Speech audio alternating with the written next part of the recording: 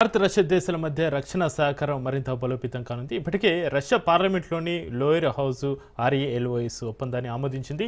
ఇరు దేశాల సైనిక బలగాలు, నౌకలు, విమానాల మధ్య లాజిస్టిక్ మద్దతు, ట్రూప్స్ ఎక్స్చేంజ్ సులభతరం అవుతాయి. ఇక దీనికి సంబంధించి మరింత సమాచారాన్ని మా ప్రతినిధి సైదులు లైవ్లో అందిస్తారు. సైదులు, పుతిన్ తోటి ఇవాళ రష్యా అధ్యక్షుడు పుతిన్ భారత్కు వచ్చారు. నిన్న సాయంత్రం 6:30 ఆయన ఢిల్లీ ఎయిర్పోర్ట్కు చేరుకున్నారు. అయితే ప్రోటోకాల్కి భిన్నంగా ప్రధాని నరేంద్ర మోడీ స్వయంగా వెళ్ళి ఆయనకి సాదర స్వాగతం పలికారు. తర్వాత అక్కడి నుంచి నేరుగా వెళ్ళి ప్రధాని నివాసంలో ఒక ప్రైవేట్కి సంబంధించి డిన్నర్ కార్యక్రమం కూడా ఏర్పాటు చేశారు. అందులో కొంతమంది మాత్రమే పాల్గొన్నారు ఈ యొక్క డిన్నర్లో.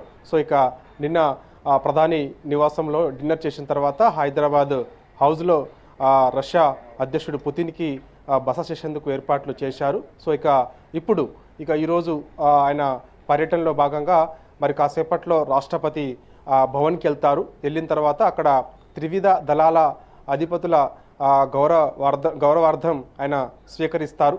అక్కడ నుంచి వెంటనే రాష్ట్రపతితో భేటీ అవుతారు. సో రాష్ట్రపతితో 10 నుంచి 15 నిమిషాల పాటు భేటీ అయిన తర్వాత సో అక్కడ నుంచి రాజ్ఘాట్కి వెళ్తారు. మహాత్మా గాంధీ విగ్రహానికి నివాళులు అర్పిస్తారు.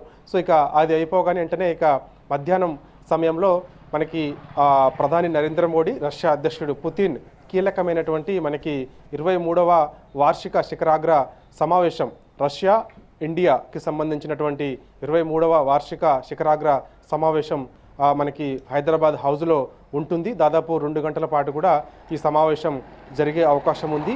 సో ఇందులో దాదాపుగా 25 అంశాలు దాదాపుగా ఒప్పందం కూడా, అంటే భారత్ అదేవిధంగా రష్యాకు సంబంధించి 25 ఒప్పందాలు జరిగే అవకాశం ఉంటుందని చెప్పేసి కూడా చెప్తున్నారు. ఇప్పటికే దీనికి సంబంధించినటువంటి అన్నీ కూడా ఇటు రష్యా కూడా మనకి ఏ విధంగా ఒప్పందాలకు సంబంధించి గ్రీన్ సిగ్నల్ ఇచ్చింది.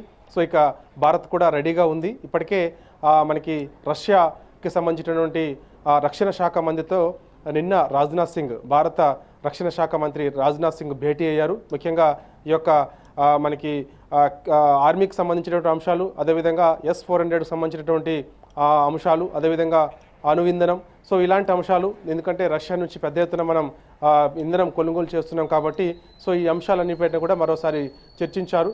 ముఖ్యంగా ఖచ్చితంగా ఈ యొక్క రక్షణ వ్యవస్థ బలోపేతం చేయాలని భారత్ ఒక నిర్ణయానికి వస్తుంది కాబట్టి సో రష్యా నుంచి కూడా మనకి పూర్తి సహకారం ఉన్న నేపథ్యంలో మనకి దాదాపుగా ఈ యొక్క మీటింగ్లో చాలా అంశాలు కూడా చర్చకు వచ్చే అవకాశం ఉంది.